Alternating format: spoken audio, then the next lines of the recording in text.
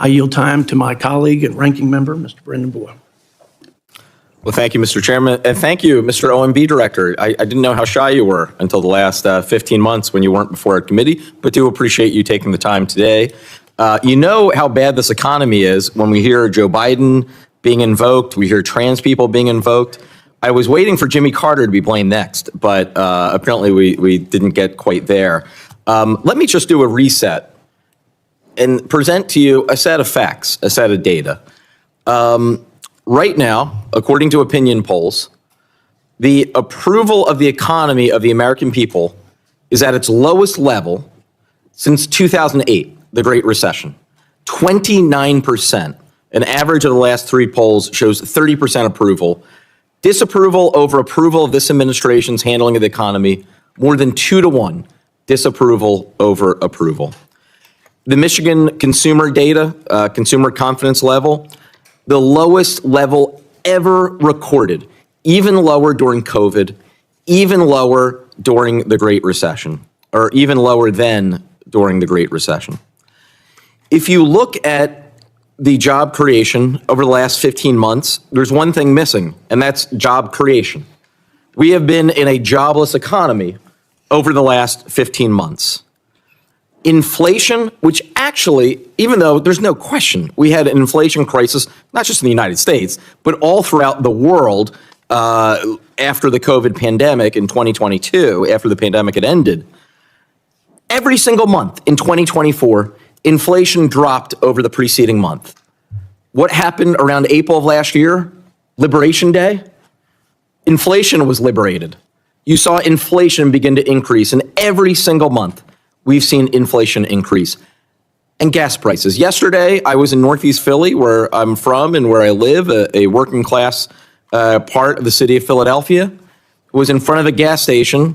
The gas at that particular location was $4.11, which is slightly lower than the average nationally and in the United States of about $4.15 a gallon. 6 weeks ago, that same gas station was under $3 a gallon. We've seen over the last month the largest increase in gas prices in my lifetime, in the lifetime of most people here. What's different about this economy, unlike the inflation crisis after the pandemic, unlike the Great Recession, unlike the recession of 2001, unlike the recession of 1992, the economic downturn that we're experiencing, no jobs, record inflation, gas prices through the roof, consumer confidence plummeting, all of this is directly related to the policies of the Trump administration that you carry out, Mr. Vogt.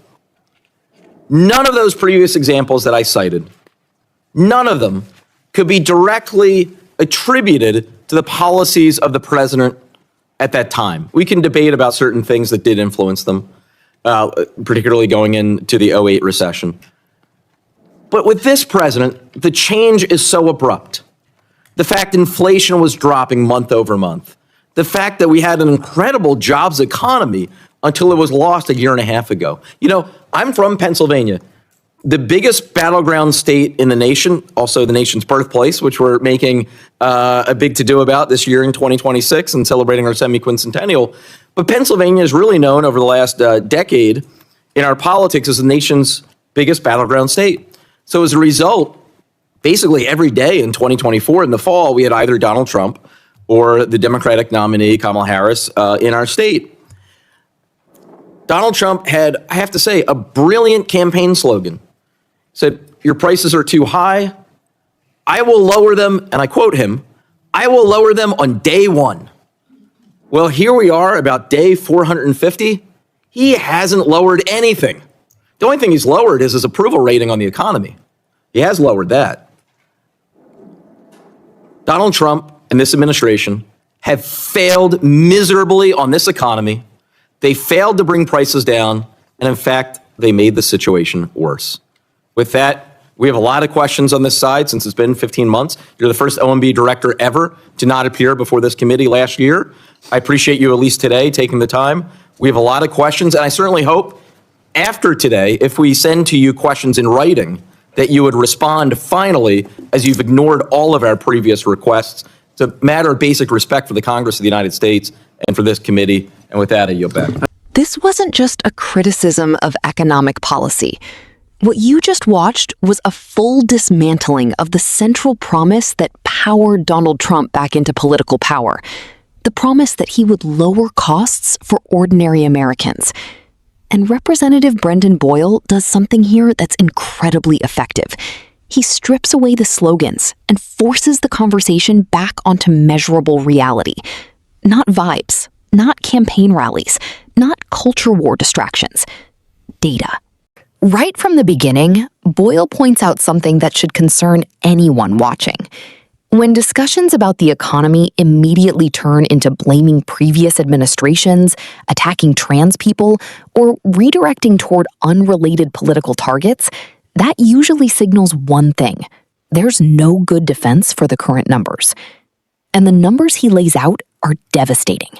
Consumer confidence at historic lows, economic approval ratings collapsing, job growth stagnating, inflation climbing again, gas prices surging.